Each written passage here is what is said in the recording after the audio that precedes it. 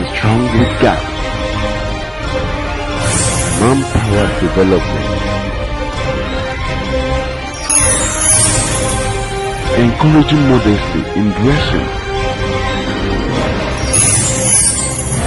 Parenting and family development. You're onto D&D with Ima Ifadike. Good evening and welcome to D&D Diagnosis and Dialysis. I am your host Emmanuel Chukukadibi Ifadike. Today we want to look at the commonization or trivializing sex. Wherever you go today, you see little girls just coming up to puberty. Some of them have children, some of them not even one. Some of them, they have not done anything. They have not even discovered themselves, their purpose in life. They are already saddled with pregnancy, some with abortion, some with all manner of sexually transmitted diseases. We also see a lot of young boys. You are 14 years and you already started talking about boyfriend and girlfriend. A lot of people are so much in a haze, and because of this, they commonize and trivialize sex.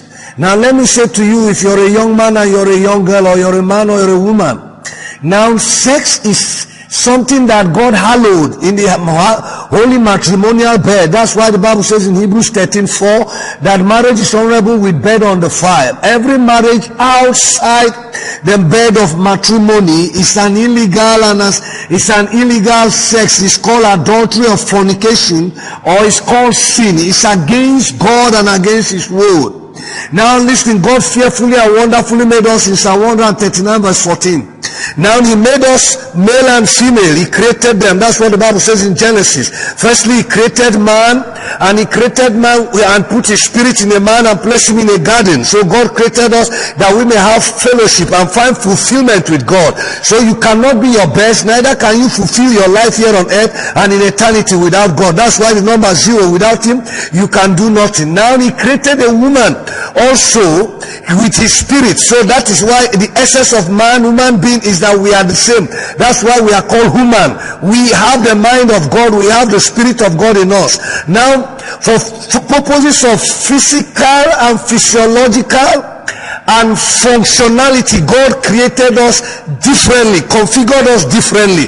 For the woman, because God created a woman for the man, that the man will be complete by the woman. That's why he configured a woman with a womb, and then gave them the sex as the wholesome act of intimacy, of completeness, of fulfillment, of satisfaction.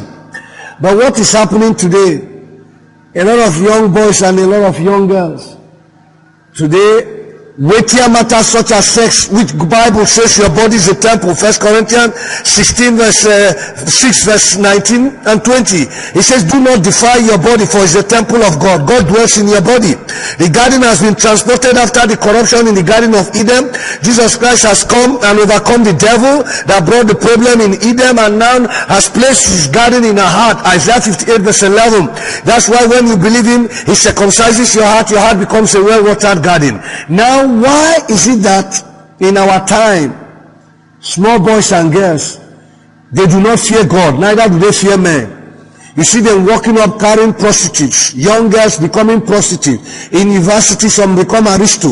We see all manner of sexual perversion, all kinds of illegitimate and illegal sex taking place before our eyes. Women dressed nudely and all manner of things, inviting men just in order. Some even they are happy when you tell them that you are looking sexy. And so it becomes a compliment, not knowing that sex is a private, hallowed act that is full of decency. Sex is not a dirty game, but it's God ordained and God's idea.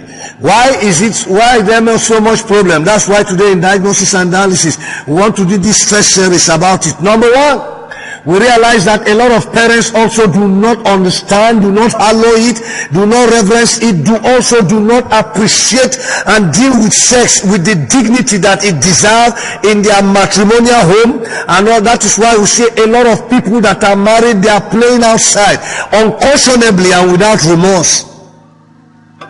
So a lot of parents do not understand how weighty God looks at it, and because of that they also do not teach their children. And that's why when children are growing, they are left with no alternative, they are left with no option. They begin to learn about sex.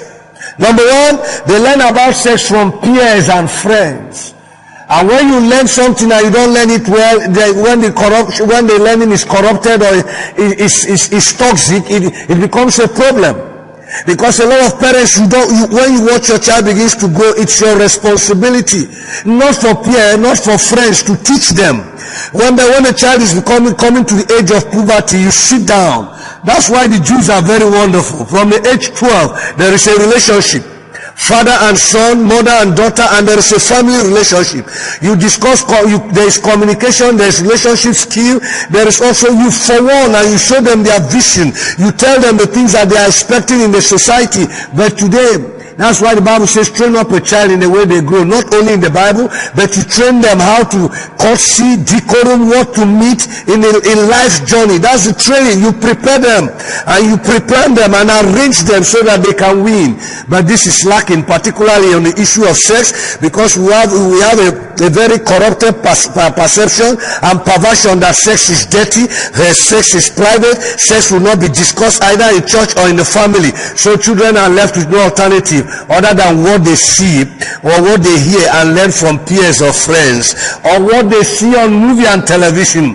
When you look at today, all adverts in television, we see girls they dress nude, all manner of song they sing is women that are dancing. Young girls, they expose themselves, they do all manner of things for money, and our children, they grow thinking that is very ideal, thinking that is goodly and that is godly. So we as parents, we will not let the television, either by advert or by music or by these so-called stars, we will not let them teach our children what is sex and what sexuality means, because God will hold us responsible. Now the next again is some also see from books in biology. And then when they begin to grow, their system begin to change. And without proper guidance, without proper teaching or instruction or direction, you see, as a result of their physiological change, they want to express themselves. And a lot of them, unfortunately, may doom themselves by what they see. That's why you see a lot of people, they have sexually transmitted disease. A lot of people do not know that sex is a covenant relationship.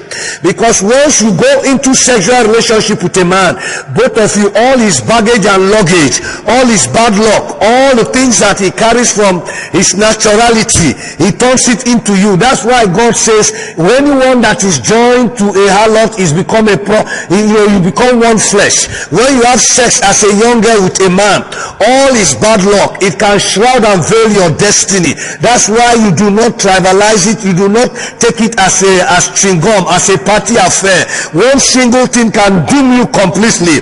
The next again is that pornography and magazine, the dragons of technology. We let our children, we don't teach them, they begin to look at it on their handset, in movies, in different things, and because of that they want to practice it. You do not tell them the ideal situation. So parents, we are calling on you to take up the responsibility to guard, to guide, and to govern your children, their sexual urges as they begin to grow, so that they will not trivialize sex. Again, we also see that when they are not well taught, we have what is called sexual experimentation. Nobody taught them, nobody forewarned them, nobody guided them, and you see them, they just try a luck. Everybody is doing it, let me do it. And some of them are ending up in pain and sorrow, some in sicknesses and disease. That's why HIV is there. The Bible says in 1 Timothy, it begins to warn, in 2 Timothy 2:22, it says, Flee all appearances of evil. Escape, run away from it, you young person. Why is God warning? Because he knows that every sin we sin outside. But when we sin with our body, we defile our temple, we corrupt our future, we corrupt our destiny, and it brings destruction. Now when I return back after the break time, we'll give you some locus classicus, some matters where people that are got involved in this, how they wrecked and ruined their life. Don't go away.